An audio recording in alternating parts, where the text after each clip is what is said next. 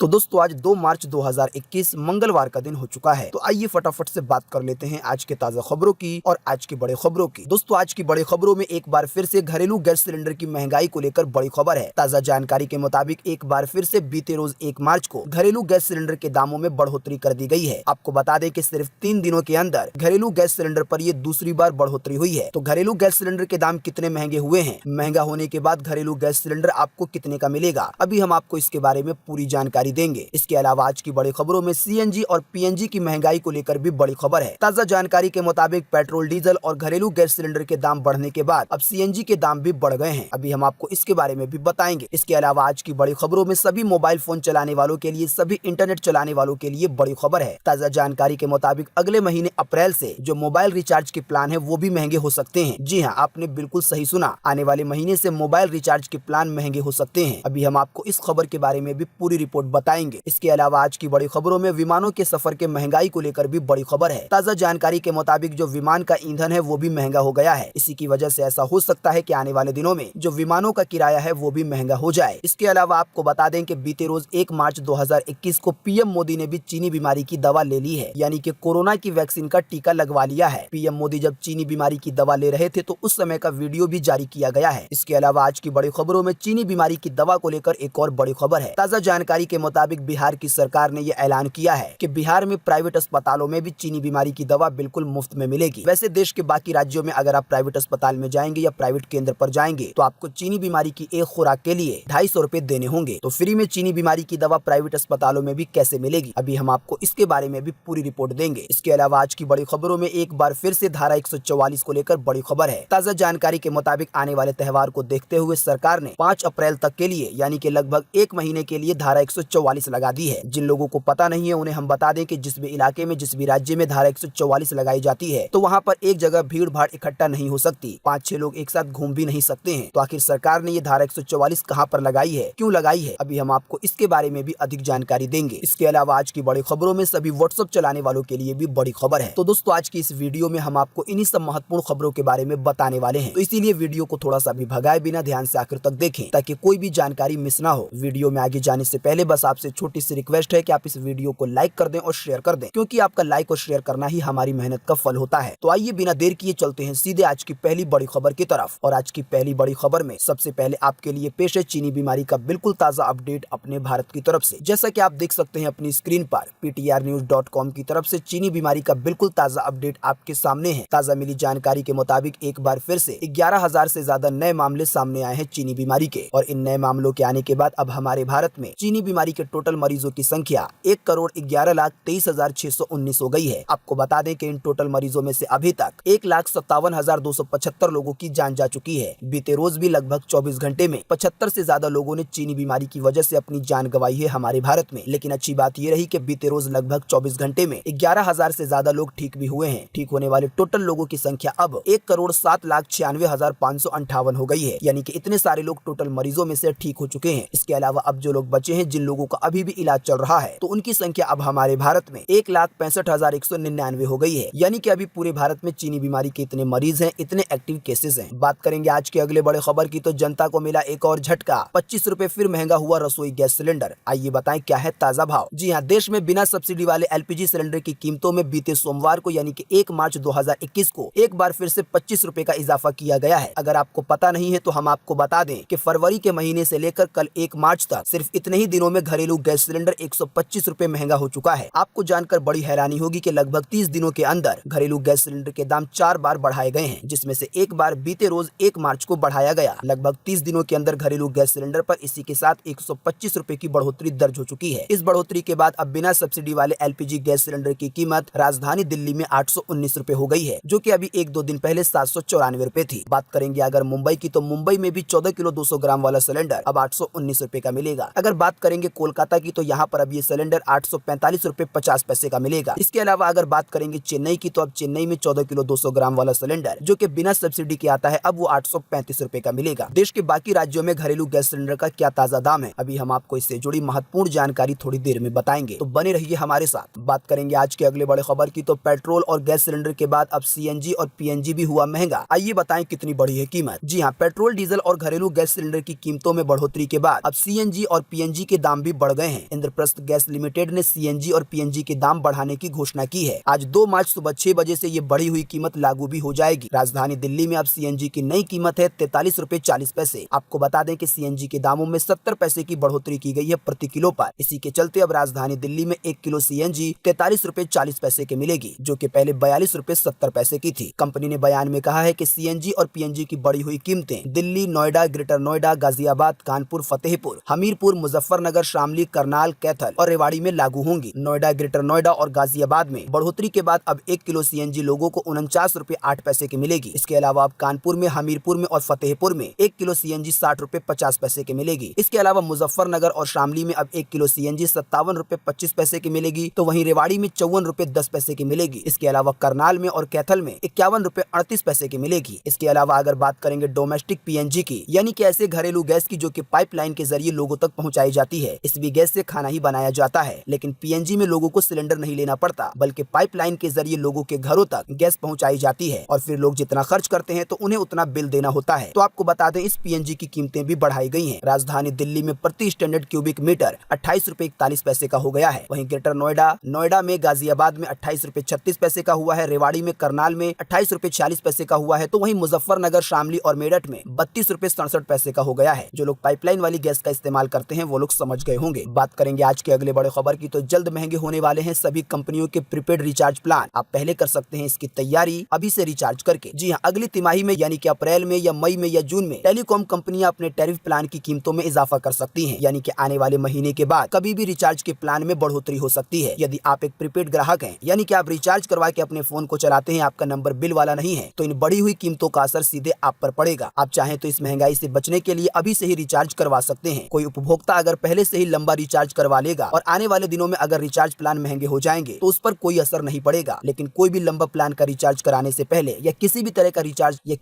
का रिचार्ज कराने से पहले खुद से सोच लें और समझ लें कि आपको इस तरह के रिचार्ज से फायदा होगा या नहीं होगा। फिलहाल जो ताजा जानकारी आई है उससे यही पता चलता है कि आने वाले तिमाही में यानी कि अप्रैल में या मई में या जून में जो टेलीकॉम कंपनियां हैं जैसे कि एयरटेल, आइडिया, जियो, वोडाफोन वगैरह, तो ये सभी अपने रिचार्ज प्लान की कीमतों में बढ़ोतरी कर सकती हैं और फिर लोगों पर एक और महंगाई की मार पड़ सकती है। बात करेंगे आज के अगले बड़े खबर की, तो विमान ईंधन की कीमत में 6.5% की जोरदार उछाल। फ्लाइट से सफर भी हो सकता है महंगा। जी हाँ, पेट्रोल, डीजल और रसोई गैस की कीमत में लगी आग अब विमान के ईंधन तक पहुंच चुकी है। यानी कि जिस ईंधन से हवाई जहाज उड़ता है अब उसके भी दाम बढ़ गए हैं। ताजा जानकारी के मुताबिक विमान के ईंधन में बीते सोमवार को 6.5% की जोरदार बढ़ोतरी देखी गई है। पीटीआई की खबर के मुताबिक इंटरनेशनल लेवल पर कच्चे तेल के दामों में तेजी आ रही है और इसी की वजह से जो विमान का ईंधन है वो भी महंगा हुआ है। सार्वजनिक क्षेत्र की ईंधन कंपनियों की प्राइस नोटिफिकेशन के मुताबिक एटीएफ के दाम यानी कि विमान ईंधन के दाम 3663 रुपए प्रति लीटर हो गए हैं। यानी कि इसमें 6.5% की बढ़ोतरी देखी गई है। इसी की वजह से ये अनुमान लगाया जा रहा है कि जो एयरलाइन कंपनियां हैं तो वो अपने किराए की कीमतों में बढ़ोतरी कर सकती हैं, क्योंकि विमान का जो ईंधन है वो महंगा हो गया है। बात करेंगे आज के अगले बड़े खबर की, तो देखें वीडियो। पीएम मोदी ने लगवाई चीनी बीमारी की दवा। जी हाँ, बीते रोज से हमारे देश में जिन लोगों की उम्र 60 साल से ज्यादा है या जिन लोगों की उम्र 35 साल या उससे ज्यादा है और वो बहुत गंभीर बीमारी से जूझ रहे हैं, तो ऐसे लोग अब चीनी बीमारी की दवा लेने के लिए अप्लाई कर सकते हैं। ऐसे व्यक्ति अप्लाई करने के लिए सरकार की वेबसाइट पर जा सकते हैं या जो सरकारी ऐप है उसे डाउनलोड कर सकते हैं। अभी हम आपको इसके बारे में अधिक जानकारी देंगे, लेकिन इससे पहले हम आपको बता दें कि बीते रोज 1 मार्च 2021 को हमारे देश के प्रधानमंत्री नरेंद्र मोदी ने भी चीनी बीमारी का टीका लगवाया है, यानी कि चीनी बीमारी की दवा ली है। पीएम मोदी ने लोगों को इसकी जानकारी सोशल मीडिया पर खुद दी है। जिस समय पीएम मोदी कोरोना का टीका लगवा रहे थे तो उस समय का एक लाइव वीडियो आया है, आप चाहें तो उसे देख सकते हैं। इस वीडियो को आप कहां पर देख सकते हैं, कैसे देख सकते हैं, अभी हम आपको इसके बारे में थोड़ी देर में बताएंगे। बात करेंगे आज के अगले बड़े खबर की, तो बिहार के प्राइवेट अस्पतालों में भी फ्री में मिलेगी चीनी बीमारी की दवा। मुख्यमंत्री नीतीश कुमार का ऐलान। जी हाँ, चीनी बीमारी वैक्सीनेशन का दूसरा चरण पूरे भारत में शुरू हो गया है और इस दूसरे चरण में, इस दूसरे राउंड में 20,000 से ज्यादा प्राइवेट हॉस्पिटलों को भी शामिल किया गया है और अब प्राइवेट हॉस्पिटलों में भी चीनी बीमारी की दवा मिल रही है और लोगों को वैक्सीन की डोज दी जा रही है। लेकिन आपको बता दें, प्राइवेट अस्पताल में एक डोज के लिए 250 रुपए का चार्ज देना है और ये फिक्स किया गया है, जबकि सरकारी अस्पतालों में चीनी बीमारी की दवा पूरे देश में बिल्कुल मुफ्त है। लेकिन आपको बता दें, इसी बीच बिहार की सरकार ने राज्यवासियों को बड़ी खुशखबरी दी है। बिहार के मुख्यमंत्री नीतीश कुमार ने ये ऐलान किया है कि पूरे बिहार में प्राइवेट अस्पतालों में भी चीनी बीमारी की दवा बिल्कुल मुफ्त दी जाएगी। आपको बता दें कि चुनाव के दौरान बीजेपी पार्टी की तरफ से इस बात का ऐलान भी किया गया था कि बिहार के लोगों को जो चीनी बीमारी की वैक्सीन है, जो चीनी बीमारी की दवा आएगी, तो वो बिल्कुल फ्री में दी जाएगी। मुख्यमंत्री नीतीश कुमार ने ये ऐलान करके अपने वादे को पूरा किया है। अब बिहार का व्यक्ति चाहे सरकारी अस्पताल में जाए या प्राइवेट अस्पताल में, उसे चीनी बीमारी की दवा के लिए 1 रुपए भी नहीं देने हैं। लेकिन आपको बता दें दें फिलहाल चीनी बीमारी की दवा लेने के लिए वही लोग अप्लाई कर सकते हैं जिनकी उम्र 60 साल से ज्यादा है या ऐसे लोग जिनकी उम्र 45 साल से ज्यादा है और उन्हें कोई गंभीर बीमारी है। अगर कोई टीका लगवाने के लिए अपना रजिस्ट्रेशन करना चाहता है तो उसे वेबसाइट www.cowin.go.in पर जाना होगा। इसके अलावा इसी नाम से आपको गूगल प्ले स्टोर पर ऐप भी मिल जाएगा। इसके अलावा एक इससे भी आसान तरीका है कि जो आरोग्य सेतु ऐप है तो आप उसके जरिए भी चीनी बीमारी की दवा लेने के लिए अपना रजिस्ट्रेशन करवा सकते हैं। और एक तरीका इससे भी आसान है कि आप सीधे वैक्सीनेशन सेंटर पर जाकर अपना रजिस्ट्रेशन करवा सकते हैं और चीनी बीमारी की दवा ले सकते हैं। सरकार की तरफ से सभी हॉस्पिटल की लिस्ट जारी की गई है कि पूरे देश में कौन कौन से वो हॉस्पिटल है, कौन कौन से वो केंद्र है जहाँ पर कोरोना का टीका लगाया जाएगा। हॉस्पिटल या केंद्र का एड्रेस क्या है उसकी पूरी जानकारी उस लिस्ट में दी गई है। तो आप उस लिस्ट को कहाँ पर देख सकते हैं, कैसे देख सकते हैं, अभी हम आपको इसके बारे में थोड़ी देर में बताएंगे। बात करेंगे आज के अगले बड़े खबर की तो कृषि कानूनों पर लखनऊ न बने नया अखाड़ा। इसी की वजह से यूपी की राजधानी में 5 अप्रैल तक के लिए लगा दी गई है धारा 144 यूपी सरकार की तरफ से। जी हाँ, कृषि कानूनों पर देश के अलग अलग हिस्सों में विरोध प्रदर्शन चल रहे हैं। पश्चिम यूपी के कई जिलों में किसानों की महापंचायतें हो चुकी हैं। अब किसान अपने आंदोलन को देश के अलग अलग हिस्सों में ले जाने की तैयारी कर रहे हैं। आपको बता दें अभी दिल्ली की कई सीमा पर हजारों की तादाद में किसान आंदोलन कर रहे हैं और ये आंदोलन को लगभग 3 महीने से ज्यादा हो चुका है। लेकिन अब किसान चाहते हैं कि ये आंदोलन देश के अलग अलग राज्यों में जाए ताकि सरकार पर ज्यादा दबाव पड़े। तो इसी की वजह से जो योगी सरकार है वो पहले ही सतर्क हो गई है और ऐसे किसी भी हालात से निपटने के लिए राजधानी लखनऊ में धारा 144 लगा दी है। लखनऊ पुलिस की ओर से जारी आदेश में ये साफ किया गया है कि आने वाले त्योहारी सीजन को देखते हुए और किसानों के आंदोलन को देखते हुए धारा 144 लगाने का फैसला लिया गया है। जेसीपी नवीन अरोड़ा की ओर से जारी आदेश में कहा गया है कि कई राजनीतिक दल, छात्र संगठन और किसान संगठन लखनऊ में आंदोलन करके माहौल खराब कर सकते हैं। इसके अलावा अगले कुछ दिनों के दौरान कई सारे त्योहार आने वाले हैं जैसे कि महाशिवरात्रि, गुड फ्राइडे, होली, शबे बारात, ईस्टर। तो इन्हीं सब चीजों को देखते हुए यूपी की राजधानी लखनऊ में 5 अप्रैल तक के लिए धारा 144 लगा दी गई है। धारा 144 लगाने के बाद कोई भी एक जगह पर भीड़ को इकट्ठा नहीं कर सकता। 2-3 लोग से ज्यादा एक साथ नहीं रह सकते। बात करेंगे आज के अगले बड़े खबर की तो बीते रोज नहीं बढ़े पेट्रोल डीजल के दाम। आइए बताएं क्या है ताजा भाव। जी हाँ, सरकारी तेल कंपनियों की ओर से बीते रोज लगातार दूसरे दिन पेट्रोल डीजल के दामों में कोई भी कटौती या कोई भी बढ़ोतरी नहीं की गई है। लेकिन आपको बता दें अभी 2 दिन पहले पेट्रोल के दाम में 25 पैसे की बढ़ोतरी की गई थी, वहीं डीजल के दाम में 16 पैसे की बढ़ोतरी की गई थी। फिलहाल ताजा जानकारी के मुताबिक 1 लीटर पेट्रोल की कीमत राजधानी दिल्ली में 91 रुपए 17 पैसे है। अगर बात करेंगे डीजल की तो 1 लीटर डीजल की कीमत राजधानी दिल्ली में 81 रुपए 47 पैसे है। बाकी कोलकाता, मुंबई, चेन्नई के दाम आपकी स्क्रीन पर है, आप वीडियो को रोककर देख सकते हैं। बात करेंगे आज के अगले बड़े खबर की तो व्हाट्सएप ने लॉन्च किया नया फीचर, वीडियो भेजने से पहले बंद कर सकेंगे वीडियो की आवाज। जी हाँ, लोगों के बात करने के तरीके को पूरी तरीके से बदल देने वाला व्हाट्सएप अब एक नया फीचर लेकर आया है जिसका नाम है म्यूट वीडियो। ताजा जानकारी के मुताबिक नए अपडेट के बाद यूजर कोई भी वीडियो भेजने से पहले उसके ऑडियो को म्यूट कर सकेगा। यानी कि अगर कोई यूजर चाहता है कि मैं वीडियो किसी को भेजूं लेकिन इसकी आवाज ना भेजूं तो वो इस फीचर के जरिए ऐसा कर सकेगा। इसके लिए सिंपली आपको अपने गैलरी में से वीडियो को सिलेक्ट करना है। आप वीडियो को जैसे ही सिलेक्ट कर लेंगे तो भेजने से पहले आपको वीडियो के ऊपर एक आइकन दिखाई देगा स्पीकर का, आप उस पर जैसे ही क्लिक कर देंगे तो उस वीडियो का जो ऑडियो है वो म्यूट हो जाएगा। अगर आपके व्हाट्सएप में ये ऑप्शन शो नहीं होता है तो आप एक बार अपने व्हाट्सएप को अपडेट करके देख सकते हैं। बात करेंगे आज के अगले बड़े खबर की तो सुप्रीम कोर्ट ने कहा कि साथ रह रहे जोड़े के शारीरिक संबंध बनाने को क्या दुष्कर्म माना जाएगा। जी हाँ, लिव इन रिलेशनशिप में रहने वाले जोड़े के बीच सहमति से बने शारीरिक संबंधों को क्या दुष्कर्म माना जाए, ये सवाल सोमवार को देश की सुप्रीम कोर्ट ने उठाया है। शीर्ष अदालत ने दुष्कर्म आरोपित की याचिका पर सुनवाई करते हुए कहा कि एक जोड़ा यदि पति पत्नी की तरह रहता है शादी से पहले तो पति निर्मम हो सकता है, लेकिन उन दोनों के बीच बने संबंधों को क्या दुष्कर्म ठहराया जा सकता है। दोस्तों, कई बार ये देखा जाता है कि एक लड़का लड़की काफी सालों तक या काफी महीनों तक एक साथ रहते हैं और एक साथ रहने के दौरान वो आपस में शारीरिक संबंध भी बना लेते हैं और कई बार इसकी वजह से जो लड़कियां हैं वो प्रेग्नेंट भी हो जाती हैं। लेकिन आपको बता दें कई बार इसी के साथ ये देखा जाता है कि आगे जाने के बाद शादी से पहले जब रिश्ते बिगड़ जाते हैं तो कई सारी लड़कियां लड़के पर आरोप लगाते हुए उस पर केस कर देती है। आपको बता दें बीते रोज सुप्रीम कोर्ट में एक ऐसे ही केस पर सुनवाई हो रही थी जिसमें एक लड़का लड़की काफी महीनों से एक दूसरे के साथ पति पत्नी की तरह रह रहे थे, लेकिन जो लड़का था वो लड़की के साथ कई महीनों के रहने के बाद दूसरी लड़की से शादी कर लेता है और इसी की वजह से जो लड़की है उस लड़के पर केस कर देती है और ये मामला निचले कोर्ट से होते हुए सीधे सुप्रीम कोर्ट तक पहुंच गया था। लेकिन सुप्रीम कोर्ट ने इस केस को एक बार फिर से निचले कोर्ट में भेज दिया है और सुप्रीम कोर्ट ने ये सवाल खुद पूछा है कि अगर कोई लिव इन रिलेशनशिप में रहता है, यानी कि लड़का लड़की अगर राजी होकर एक दूसरे के साथ पति पत्नी की तरह रहते हैं और शादी से पहले ही शारीरिक संबंध बना लेते हैं तो क्या इसे दुष्कर्म माना जाएगा। सुप्रीम कोर्ट ने लड़के को लेकर कोई भी सजा नहीं सुनाई है और जिस आरोपी पे आरोप लगाया गया है उसकी गिरफ्तारी पर भी रोक लगा दी है। जाहिर सी बात है कि अगर कोई लड़का लड़की सहमति के साथ आपस में रहते हैं और शारीरिक संबंध बनाते हैं तो बाद में इसे दुष्कर्म का नाम देना सही नहीं होगा। हाँ, लेकिन ऐसे मामले में लड़के की भी गलती मानी जाएगी अगर वो काफी महीनों तक लिव इन रिलेशनशिप में रहने के बाद दूसरी लड़की से शादी कर लेता है। तो फिलहाल हम जिस केस की बात कर रहे थे तो इसका फैसला आने वाले दिनों में देखने को मिल सकता है। बात करेंगे आज के अगले बड़े खबर की, तो योगी सरकार ने बिजली उपभोक्ताओं को दी बड़ी राहत। 100% सरचार्ज यानी कि टैक्स पर लगने वाले टैक्स की माफी के लिए शुरू कर दी है OTS योजना। जी हाँ, कोरोना संकट के चलते आम आदमी के सामने आए आर्थिक संकट को देखते हुए योगी सरकार ने एक बड़ा फैसला लिया है। मुख्यमंत्री योगी आदित्यनाथ के निर्देश पर ऊर्जा मंत्री श्रीकांत शर्मा ने बिजली उपभोक्ताओं को राहत देने का ऐलान किया है। इसके अलावा प्रदेश में तत्काल प्रभाव से घरेलू और निजी नलकूप के बिजली उपभोक्ताओं का 100% सरचार्ज माफ करने के लिए बीते सोमवार को 1 मार्च से एक नई योजना की शुरुआत की है, जिस योजना का नाम है OTS योजना। ऊर्जा मंत्री श्रीकांत शर्मा ने इस बात की जानकारी दी है कि एक मुश्त समाधान योजना शहरी और ग्रामीण क्षेत्र के सभी घरेलू और निजी नलकूप वाले उपभोक्ताओं को राहत देने के लिए शुरू की गई है। ऐसे में अब घरेलू और निजी नलकूप वाले उपभोक्ता यानी कि बिजली का इस्तेमाल करने वाले लोग 1 मार्च से लागू हुई इस योजना का फायदा उठा सकते हैं। जानकारी के मुताबिक ऐसे लोगों को 15 मार्च से पहले अपना रजिस्ट्रेशन करवाना होगा वेबसाइट www.upenergy.in की वेबसाइट पर जाकर। इसके अलावा अधिक जानकारी के लिए 1912 पर कॉल भी किया जा सकता है। जो भी लोग अपना रजिस्ट्रेशन 15 मार्च से पहले करवा लेंगे तो उनका जो बिजली बिल है उस पर जो टैक्स लगा हुआ है सरचार्ज के नाम से, तो उसको पूरी तरीके से हटा दिया जाएगा। ऐसा करने से जो बिजली बिल बकाया है वो काफी कम हो जाएगा। इसके अलावा एक बड़ा फायदा ये होगा कि अपना रजिस्ट्रेशन जो भी कोई व्यक्ति करवा लेगा और वो अगर अपने बिल को टाइम से नहीं भर पाएगा तब भी उसका कनेक्शन नहीं काटा जाएगा। आपको बता दें, इस योजना का लाभ उठाने के लिए जितना बिजली बिल बकाया है उसका 30% बिल भरना पड़ेगा और ये बिना चार्ज के भरना होगा। इसके अलावा फिर जो 70% बिल बचेगा तो उस पर जो टैक्स लगा हुआ है सरचार्ज के नाम से उसको 100% कम कर दिया जाएगा। बाकी अधिक जानकारी के लिए आप 1912 पर कॉल कर सकते हैं। बात करेंगे आज के अगले बड़े खबर की, तो 60 घंटे की बैटरी बैकअप के साथ जियोनी मैक्स प्रो हुआ भारत में लॉन्च। कीमत भी है बहुत कम। जी हाँ, जियोनी ने अपने नए और budget smartphone Gionee max pro को भारत में लॉन्च कर दिया है। जियोनी मैक्स प्रो को बजट में अच्छे फीचर के साथ लॉन्च किया गया है। ये एक एंट्री लेवल स्मार्टफोन है। फोन में 6000 mAh की बैटरी दी गई है और जो इसके स्क्रीन की साइज है वो लगभग 6.5 इंच है। आपको बता दें, इस फोन की कीमत मात्र 6999 रुपए है। 6999 रुपए में 3 GB रैम के साथ आपको 32 GB की इंटरनल स्टोरेज मिलेगी। कंपनी का दावा है कि ये फोन 60 घंटे का बैटरी बैकअप दे सकता है। बाकी इसकी अधिक जानकारी आपकी स्क्रीन पर है, आप वीडियो को रोक कर देख सकते हैं। बात करेंगे आज के अगले बड़े खबर की, तो चीनी बीमारी की दवा पर किसान नेताओं का बड़ा बयान। कोरोना वायरस से नहीं डरते हैं और नहीं लेंगे चीनी बीमारी की दवा। जी हाँ, चीनी बीमारी संक्रमण से ज्यादा खतरे का सामना कर रहे किसान नेताओं ने बीते सोमवार को कहा है कि उन्हें कोरोना वायरस से डर नहीं लगता है और इसी की वजह से वो चीनी बीमारी की दवा नहीं लेंगे, यानी कि जो कोरोना का टीका है उसे नहीं लगवाएंगे। सोमवार से चीनी बीमारी के दूसरे चरण का टीकाकरण अभियान शुरू हो चुका है। इसके बारे में हम आपको पहले ही बता चुके हैं और इसी के तहत 60 वर्ष से ज्यादा आयु के लोगों को और जो गंभीर बीमारी से पीड़ित ऐसे लोग हैं जिनकी उम्र 45 वर्ष से ज्यादा है, तो ऐसे लोगों को अब चीनी बीमारी की दवा दी जा रही है। इन लोगों को जब चीनी बीमारी की दवा लग जाएगी तो आने वाले दिनों में देश का कोई भी व्यक्ति चीनी बीमारी की दवा लेने के लिए अप्लाई कर सकेगा और अपना रजिस्ट्रेशन कर सकेगा। हजारों की संख्या में किसान दिल्ली की सीमाओं पर सिंगूर, टिगरी और गाजीपुर पर 3 महीने से ज्यादा समय से डेरा डाले हुए हैं और सरकार के कानून के खिलाफ आंदोलन कर रहे हैं। किसान संगठन के जो नेता है उन्होंने ये बात साफ कह दी है कि उन्हें कोरोना वायरस से डर नहीं लगता है, इसी की वजह से वो चीनी बीमारी का टीका नहीं लगवाएंगे। लेकिन किसान नेताओं ने साथ में ये भी बात कही है कि अगर कोई आंदोलन का व्यक्ति जाना चाहता है चीनी बीमारी का टीका लगवाने के लिए तो हम उसे रोकेंगे नहीं, क्योंकि ये एक व्यक्तिगत मामला है। बात करेंगे आज के अगले बड़े खबर की, तो किसानों के बाद अब श्रमिक करेंगे सरकार की नाक में दम। RSS का एक सहयोगी संगठन BMS हो गया है केंद्र सरकार से नाराज।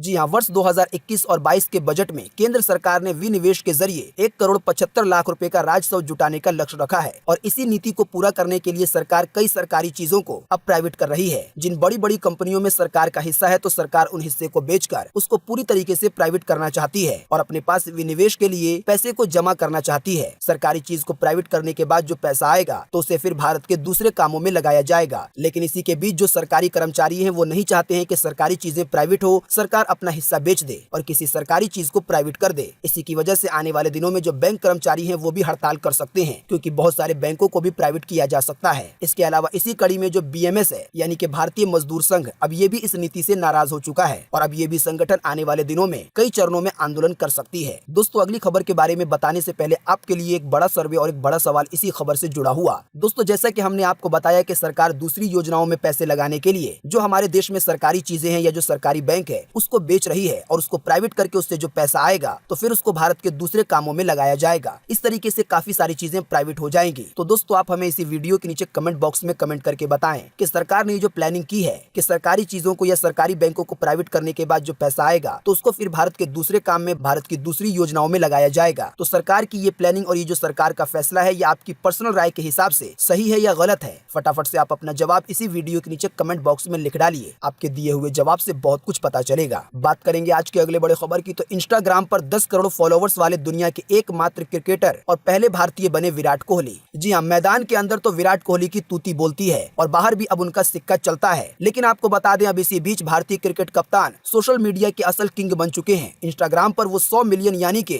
10 करोड़ फॉलोवर्स वाले दुनिया के पहले भारतीय और एकमात्र क्रिकेटर बन चुके हैं। यानी कि हमारे भारत में ऐसा कोई भी सेलिब्रिटी, कोई भी नेता या कोई भी एक्टर या एक्ट्रेस नहीं है जिसके इंस्टाग्राम पर 10 करोड़ फॉलोवर्स हो। इसके अलावा पूरी दुनिया में ऐसा कोई क्रिकेटर नहीं है जिसके इंस्टाग्राम पर इतने ज्यादा फॉलोवर्स हो। दुनिया भर में क्रिकेट की सर्वोच्च संस्था ICI ने खुद उन्हें ट्वीट करके बधाई दी है। बात करेंगे आज के अगले बड़े खबर की, तो ICSE की 12वीं की परीक्षा 8 अप्रैल को होगी और 10वीं की परीक्षा 5 मई से होगी शुरू। जी हाँ, विद्यार्थी, पेरेंट्स और शिक्षकों के लिए ये बेहद ही अहम खबर है। Council for the Indian school certificate examination यानी कि CISCE ने बोर्ड परीक्षाओं के लिए परीक्षा की तारीखें घोषित कर दी हैं। जानकारी के मुताबिक कक्षा 12वीं की बोर्ड की परीक्षाएं 8 अप्रैल से शुरू होंगी, जबकि 10वीं बोर्ड की परीक्षाएं 5 मई 2021 से शुरू होंगी। ज्यादातर परीक्षाएं सुबह 9 बजे से शुरू होंगी, लेकिन कुछ परीक्षाएं सुबह 11 बजे भी आयोजित की जा सकती हैं। अधिक जानकारी के लिए आप CISCE की वेबसाइट पर जा सकते हैं। बात करेंगे आज के अगले बड़े खबर की, तो UPSC में इन पदों पर निकली है वैकेंसी, सिर्फ इंटरव्यू से होगा सिलेक्शन। जी हाँ, संघ लोक सेवा आयोग यानी कि UPSC ने विभिन्न पदों पर भर्तियों के लिए एक बार फिर से आवेदन जारी किए हैं। UPSC के नोटिफिकेशन के मुताबिक ये भर्ती पब्लिक प्रोसिक्यूटर से लेकर सीनियर साइंटिफिक ऑफिसर के पदों पर होनी है। योग्य उम्मीदवार 18 मार्च से पहले इसमें आवेदन कर सकते हैं। दोस्तों, हम आपको इसी वीडियो के नीचे डिस्क्रिप्शन में एक लिंक देंगे जिस पर आप क्लिक करके इस वाली वैकेंसी के बारे में अधिक जानकारी प्राप्त कर पाएंगे। आप जान पाएंगे कि इस वाली वैकेंसी में कैसे अप्लाई करना है, कौन लोग अप्लाई कर सकते हैं, अप्लाई करने के लिए क्या रिक्वायरमेंट चाहिए, कौन कौन सी योग्यताएं चाहिए, इस तरह की टोटल जानकारी आपको लिंक द्वारा मिल जाएगी। दोस्तों, इसके अलावा हम आपको इसी वीडियो के नीचे डिस्क्रिप्शन में एक और लिंक देंगे जिस पर आप क्लिक करके लगभग देश के सभी शहरों के घरेलू गैस सिलेंडर का ताजा दाम जान पाएंगे। 4 शहरों के दाम हम आपको पहले ही बता चुके हैं। इसके अलावा हम आपको इसी वीडियो के नीचे डिस्क्रिप्शन में एक और लिंक देंगे जिस पर आप क्लिक करके उन अस्पतालों की, उन केंद्रों की लिस्ट देख पाएंगे जो कि सरकार ने फाइनल की है, जहां पर चीनी बीमारी की दवा मिलनी शुरू हो गई है, जो कि वैक्सीनेशन सेंटर है। वैक्सीन सेंटर से जुड़ा हुआ जो हम आपको लिंक देंगे, तो आपको इसी सेम लिंक के जरिए सरकार के 2 ऐप भी डाउनलोड करने के लिए मिल जाएंगे, जिसके जरिए आप अपना रजिस्ट्रेशन करवा सकते हैं चीनी बीमारी की दवा लेने के लिए। बात करेंगे आज के अगले बड़े खबर की, सोना चांदी खरीदने का यह है सही समय। लगातार 7 दिनों की गिरावट के बाद आइए बताएं क्या है ताजा भाव। जी हाँ, अगर आप इस समय सोना या चांदी खरीदने का मन बना रहे हैं तो आपके लिए ये एक सुनहरा मौका हो सकता है। पिछले 7 दिनों से सोने की कीमतों में काफी गिरावट देखी गई है। इसके अलावा चांदी के दामों में भी पिछले 5 दिनों में गिरावट देखने को मिली है। ताजा जानकारी के मुताबिक इंदौर के सर्राफा बाजार में अभी 10 ग्राम सोने की कीमत 47,390 रुपए है। इसके अलावा 1 किलो चांदी की कीमत 71,570 रुपए है। दोस्तों, इससे मिलता जुलता दाम ही आपको पूरे देश में देखने को मिलेगा, थोड़ा बहुत आगे पीछे हो सकता है। जानकारों का कहना है कि अगर सोना चांदी खरीदना है तो अभी ये अच्छा समय है। बात करेंगे आज के अगले बड़े खबर की, तो इग्नू ने जनवरी सेशन के लिए बढ़ाई एडमिशन की तारीख, 15 मार्च तक कर सकते हैं अप्लाई। जी हाँ, इंदिरा गांधी राष्ट्रीय मुक्त विश्वविद्यालय यानी कि इग्नू के जनवरी 2021 में एडमिशन लेने के इच्छुक छात्रों के लिए अच्छी खबर है। Bachelor's degree program, master program और कई डिप्लोमा कोर्स के लिए जो कैंडिडेट्स आवेदन नहीं कर पाए हैं, तो उनके लिए ये एक सुनहरा मौका है। इग्नू ने एडमिशन के लिए आवेदन की अंतिम तारीख को 15 मार्च तक के लिए बढ़ा दिया है, जो कि अभी 28 फरवरी को ही खत्म हो गई थी। बाकी अधिक जानकारी आपको मिलेगी इग्नू की वेबसाइट पर। बात करेंगे आज के अगले बड़े खबर की, तो अब कम हो जाएगी ई वेस्ट की समस्या। IIT दिल्ली ने इजाद कर ली है नई तकनीक। जी हाँ, सबसे पहले आपको बता देते हैं कि ई वेस्ट यानी कि ई कचरा क्या होता है। आपको बता दें, जिस तरीके से एक कूड़ा कचरा होता है हमारे घर का, जिसमें सब्जियों के, फलों के छिलके होते हैं, इसके अलावा किचन से जुड़ी चीजें होती हैं, तो इसी तरीके से एक ई कचरा होता है जिसे ई वेस्ट कहा जाता है। दोस्तों, ये कचरा होता है इलेक्ट्रॉनिक चीजों का, जैसे कि टूटे हुए टीवी या टूटे हुए मोबाइल या वायर वगैरह, तो इन सभी चीजों को ई कचरा कहा जाता है। लेकिन आपको बता दें, ये बढ़ता हुआ ई वेस्ट पूरी दुनिया के लिए बड़ी परेशानी का सबब बन चुका है। आपको बता दें, इसी चीज का हवाला देते हुए अभी हाल ही में एप्पल कंपनी ने ये ऐलान किया है और इसको लागू भी कर दिया है कि वो आने वाले दिनों में अब से अपने आईफोन के साथ चार्जर नहीं देगा। ऐसा ही काम अब सैमसंग कंपनी भी करने लगी है। आने वाले दिनों में ऐसा हो सकता है कि जो दूसरी मोबाइल कंपनियां हैं, तो वो भी फोन के साथ चार्जर ना दें, क्योंकि कंपनियों का कहना है कि बार बार चार्जर देने से जो ई वेस्ट है, जो ई कचरा है, वो काफी ज्यादा बढ़ता जा रहा है। आपको बता दें कि हमारा भारत ई कचरे का तीसरा सबसे बड़ा उत्पादक है। 2019 में देश में 3.23 मिलियन मैट्रिक टन ई कचरा पैदा हुआ है, लेकिन उम्मीद है कि जल्दी इससे राहत मिलेगी, क्योंकि IIT दिल्ली ने एक ऐसी तकनीक इजाद की है जो कि ई कचरे से निपट सकती है। आपको बता दें, ये तकनीक निकाली गई है रिसाइकल के लिए। दोस्तों, जाते जाते आपको बता दें कि इसी वीडियो के नीचे डिस्क्रिप्शन में आपको एक और लिंक मिलेगा, जिस पर आप क्लिक करके PM मोदी के उस वीडियो को देख पाएंगे जिसमें PM मोदी चीनी बीमारी का टीका लगवा रहे हैं। तो दोस्तों, आज 2 मार्च 2021 की यही ताजा खबरें थी और महत्वपूर्ण खबरें थी। उम्मीद करते हैं इससे आपको काफी कुछ जानकारी मिली होगी। हम बस इसके बदले में आपसे इतना ही चाहते हैं कि आप इस वीडियो को लाइक कर दें और शेयर कर दें, क्योंकि आपका लाइक और शेयर करना ही हमारी मेहनत का फल होता है। वीडियो देखने के लिए आपका बहुत बहुत धन्यवाद। Thanks for watching.